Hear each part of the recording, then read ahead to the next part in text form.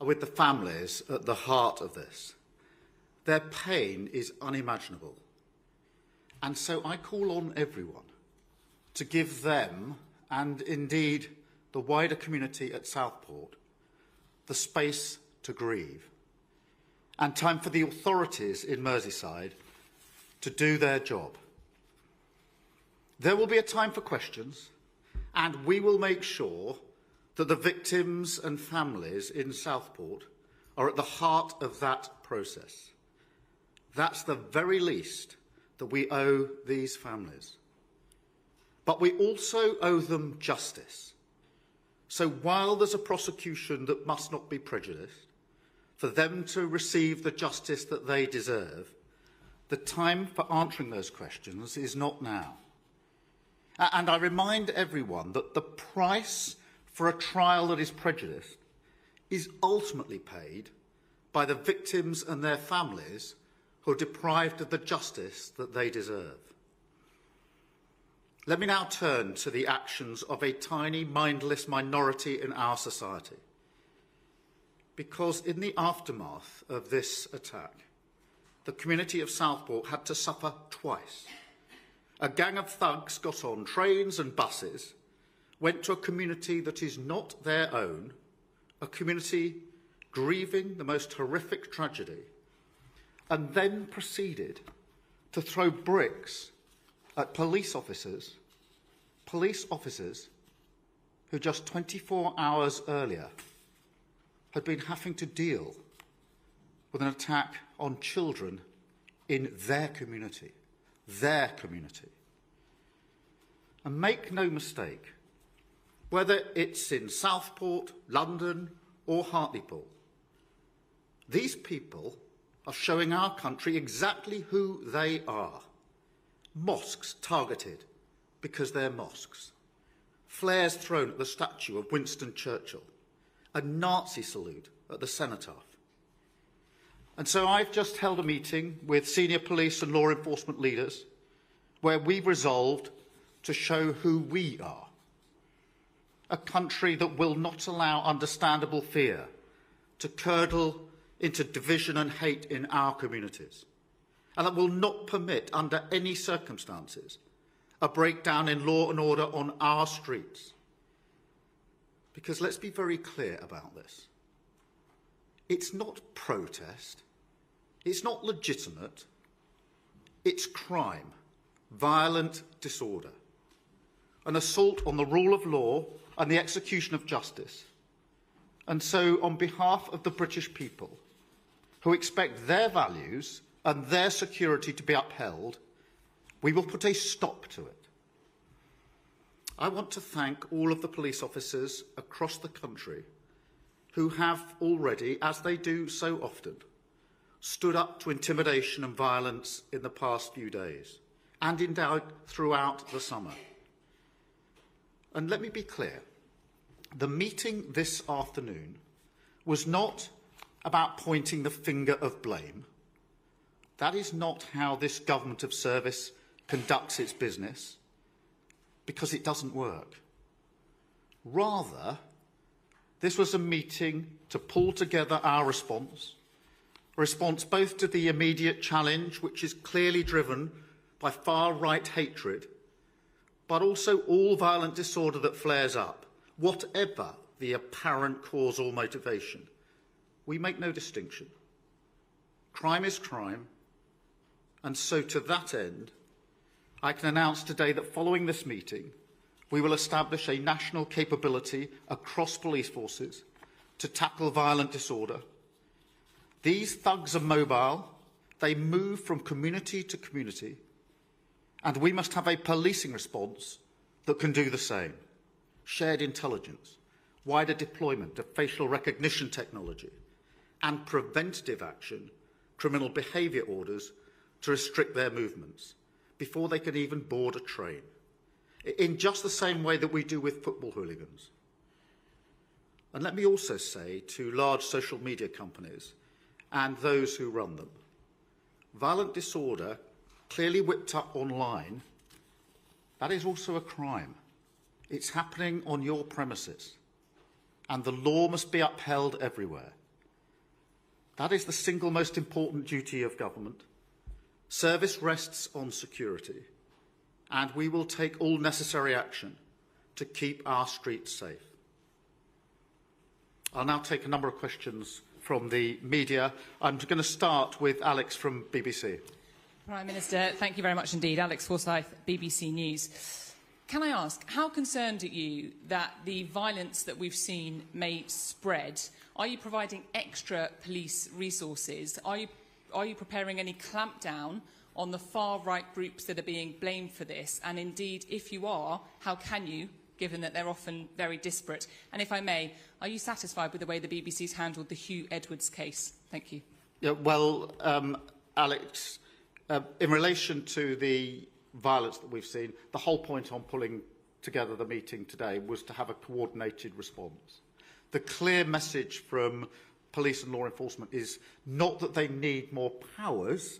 I think we have to wean ourselves off the idea that the only response is to pass more legislation every time we have a challenge in front of us. Is to use the existing powers that we've got, pulling together the intelligence, the data, making sure that that is being shared across police forces, and that as these groups sort of bounce from chief constable to chief constable around the country, we have the same response, robust response to them. And that we're clear that this is violent disorder, it's not protest, and that needs to be the starting position of the policing response to it. In relation to Hugh Edwards, look, I'm shocked and appalled, I'm sure, as everybody is in relation to this. The Culture Secretary is meeting the Director General of the BBC later on today. Thank you, Alex. I'm going to try and wean people off the 2 or 3 questions in one, if I may, because otherwise we just won't get through. I've got actually Paul from Channel 4 next. Thanks, Keir. You mentioned there the national capability across all police forces. We've spoken to your new Labour MP in Hartlepool today, and he says that Cleveland Police were simply overwhelmed. They don't have the number of police officers to deal with what they had to deal with. So will you be fast-tracking the recruitment of more police officers? Will what you're announcing today actually increase the number of police officers on the street? Well, we've already made a commitment to increasing police numbers. That's a commitment we made into the general election, and particularly police officers to work in neighbourhood policing. And that did come up in the meeting today in terms of the capability that's needed. But look, Paul, to be frank, what happens in the next few weeks matters, and that isn't a question on its own of recruitment, which takes longer. It is a question of coordinating the response, making sure the capability that we've got to share intelligence, share data, have a coordinated response, and to act as quickly as possible in cases so that arrests are followed swiftly by charging. It is an attempt to pull that together so that those that engage in criminal behaviour, which this is, will feel the full force of the law very quickly. And I think that's the most important aspect coming out of this meeting this afternoon. Thank you. I've got Shihab from ITV. Thank you, Prime Minister. Shihab Khan from ITV News. Prime Minister, how do you stop the far right from hijacking issues, especially when so many members of those groups often say they are being influenced by charismatic leaders who are often pushing for the division that you say that you want to tackle? And a second quick question, if I may. British Muslims up and down the country will have seen these riots or demonstrations, whatever you like to call them, unfold. They've seen mosques get attacked. They've watched as shops have been looted. There have been chants which some would say are grossly offensive. Partly, this has happened because of misinformation. They now say they feel unsafe. What is your message to the British Muslim community, and what are you willing to do to make sure they feel safe in their own home? Well, taking both parts of that, I think it is really important to emphasise over and over again the price paid for those that put out misinformation and interfere in the work that the authorities are trying to do in Southport. The price is paid ultimately by the mums and dads who are grieving their children. Because if there isn't a fair trial that gives them the justice they demand, they are the ones that are going to suffer the most. And so nobody but nobody should pretend that they are speaking for those families when they involve themselves in activity like this. Because they are putting what is now the single most important thing for those families, which is to grieve properly and to have the justice to which they are entitled. And that's why this is so important. In relation to the Muslim community, look, let me be very clear. I will take every step that's necessary to keep you safe. And that's why I said what I said about mosques being attacked because they're mosques. The far right is showing who they are. We have to show who we are in response to that, and that's why we pulled together this response this afternoon to try and coordinate and make sure that as we face the next few days and weeks, we have the strongest possible response in order to ensure that there is safety for all of our citizens, including those Muslims who will see, as you rightly say, attacks on their mosques because they're mosques. Thank you. I've got John from Sky. Thank you. John Craig from Sky News. You've talked about better coordination. Clearly, that's one of the purposes of this meeting. How concerned are you about perhaps apparent inconsistencies of approach by police forces? For example, 4 arrests in Southport, over 100 here. Different groups being treated differently, whether it's far left, far right, as some have suggested. Resources you've mentioned, smaller forces not being able to cope. We saw, didn't we, in Southport that Merseyside had to call in help from other forces. You've said no to extra police powers, but what about banning some of these far right groups, as Angela Rayner has suggested? Well, look, in relation to the inconsistency, I don't think you can simply measure the number of arrests and say there's an inconsistency, because that will depend event by event. But look, yes, this afternoon was an attempt and an agreement, actually, to pull together a national response so that that consistency, that support is there, and the sharing of intelligence and data. That's not a criticism of any of the forces that are trying to deal with difficult situations as they arise on their patch, but it is to give them the support that they need more quickly so that they can react more robustly. In relation to preventative measures, one of the issues that came up this afternoon, is criminal behaviour orders, which can be attached to convictions for these sorts of offences, which then give the police and the authorities the ability to put their arms around and have a tighter grip of those that have already shown their true colours and been convicted. And I would personally like to see more use of those orders in the same way that they're used in football hooligan cases to stop people travelling, identify and prevent their patterns of behaviour. Because these are not people who are going to protest. You don't go to protest with a rock in your hand. You go to commit violent disorder. And we need to be really clear about that. And I think those orders would help us in the preventative space. Thank you very much. I've got Jason from the Mail. Thanks, PM. Do you welcome the decision to name the suspect in this case, apparently taken to end some of the disinformation? And this is a pretty unusual summit for August. People are going on holiday now. Are you worried about we could be facing a sort of summer of riots?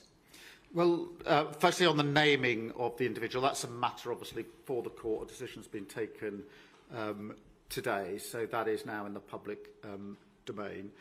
I won't say more about that, because the purpose of the rules in relation to the information that's available is to ensure there can be a fair trial, and my starting point on that is very much the victims and their families, because and I have seen this in other cases, the price for a trial that goes wrong is paid by the family and friends and victims of crime. In this case, I can't imagine the added pain that would be piled on in this case if there was anything that got in the way of the trial of this particular issue.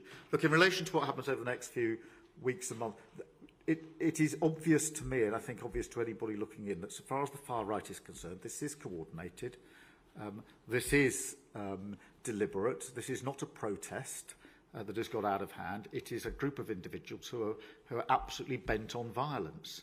And that's why it's important, I think, to pull together the senior police and law enforcement leaders, as we did today, to ensure that that is met with the most robust response in the coming days and weeks. I've got Aubrey from The Times.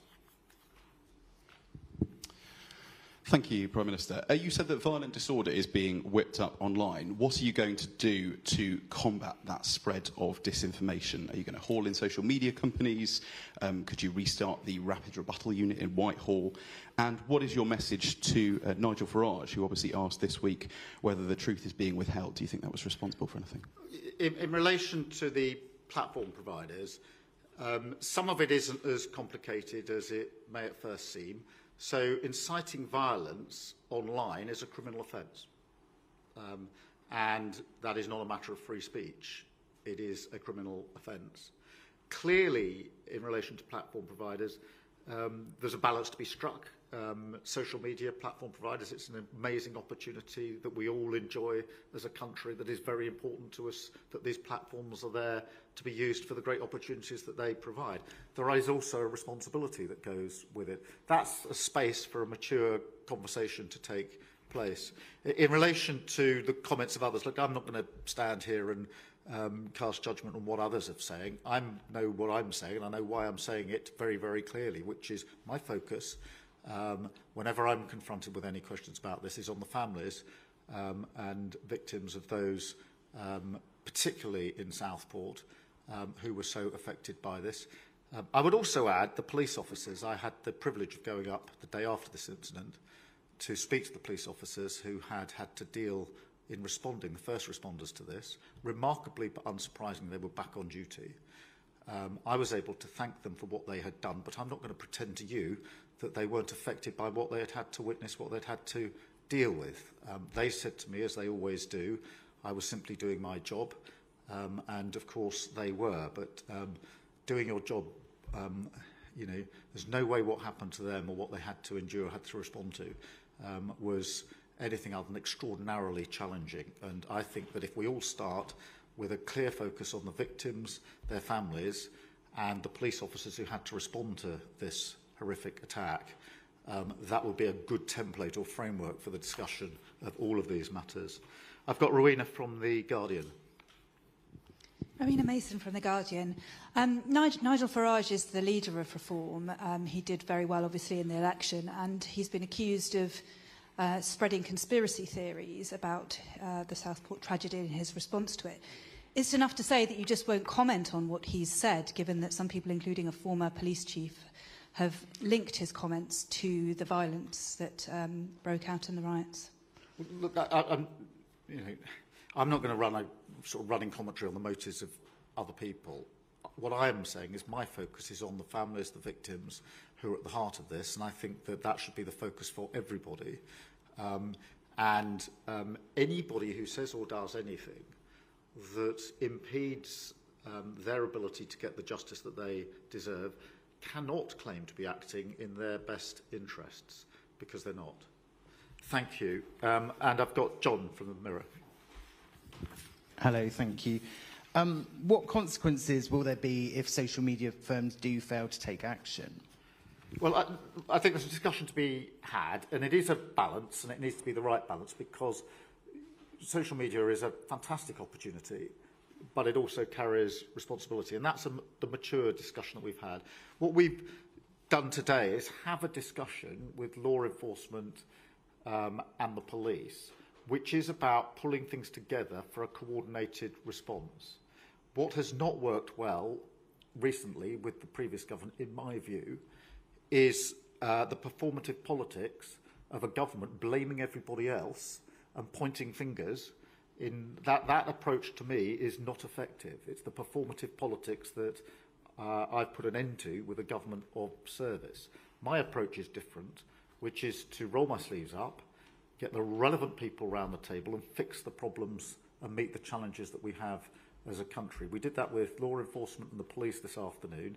A similar approach with social media, which is not performative politics, which gets you nowhere, but the politics of service, which is to actually work together to address the challenges that we have and make sure that we keep the country safe and respect the values of our fellow citizens, which are about law enforcement, security and safety. Thank you all very much indeed.